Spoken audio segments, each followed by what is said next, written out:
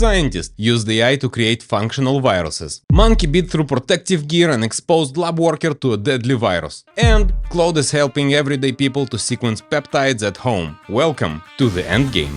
In today's video, we'll be diving into how AI slop is leaking into the real world.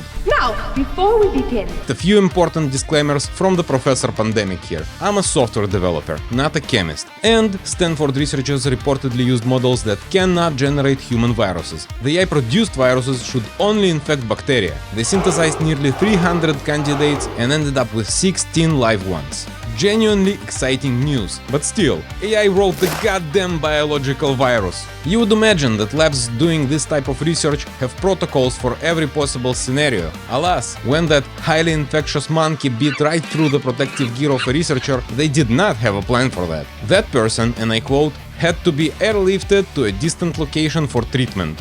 Doesn't anyone notice this? I feel like I'm taking crazy pills! Now forget the lab that is fully equipped and certified for handling this particular type of contamination. Instead, imagine just a normal dude like your neighbor Kevin, who is secretly an obsessive biohacker. The type of dude that started to dabble with CRISPR a decade ago, injecting himself with homemade modified DNA and peptides way before you ever heard this word. Kevin is not evil by any measure, but he may be, shall we say, misguided. And he now has an AI assistant that only ever says, "That's a great question, that's a great question, that's a great question." There's a part of this I think software engineers already understand. Even if AI does not make you an expert, it unblocks your progress. I use coding agents constantly, and they're so fucking useful. They make the friction disappear. You don't need to become an expert before doing anything, when with a couple of prompts you can get just close enough. That's how you get software written by someone who couldn't have built the same thing alone. Any competent engineer could poke dozens of holes in your vibe-coded app, and yet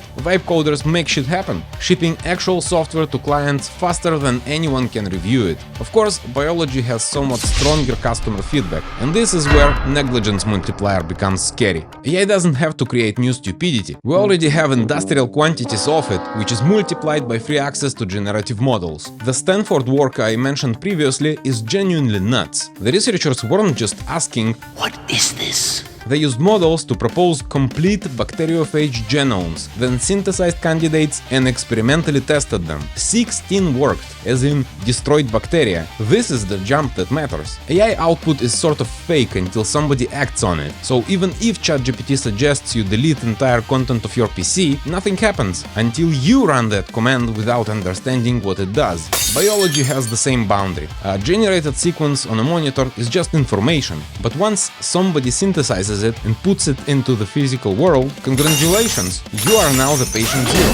The researchers deliberately worked on non-human kind of organisms. ARC says eukaryotic virus data, the kind that affects humans, was excluded from Evo2's training specifically as a safety measure. And even Claude and GPT will melt down if asked about even the basic biology. So you are unlikely to vibe code us into pandemic just yet. But human incompetence remains undefeated. And we know that AI helps with progress, even if it's not enough to turn novices into successful virologists. We keep asking, can AI let a complete amateur successfully do the entire dangerous thing? Maybe that's the wrong benchmark. Ask instead, how many formerly impossible steps became merely difficult? Because expertise isn't binary. You don't need to turn Kevin into Oppenheimer. Just a little encouragement can be enough. The chatbot safety filter cannot be the whole strategy. Already now, AI helps scientists to explore enormous biological design spaces, and it does make serious scientific tools more accessible. But at the same time, treating model safeguards as though they erase the physical world risk is plain stupid. The biological future may contain machines capable of understanding genomes better than universities. Standing between those machines and the physical world will be Kevins, who never read documentation and skipped the safety section because it's boring. The scary thing about AI isn't necessarily that it becomes smarter than us, it's that we remain exactly as stupid as before while becoming dramatically more capable. That's it for today. Like, comment, subscribe. Thanks for watching. See ya.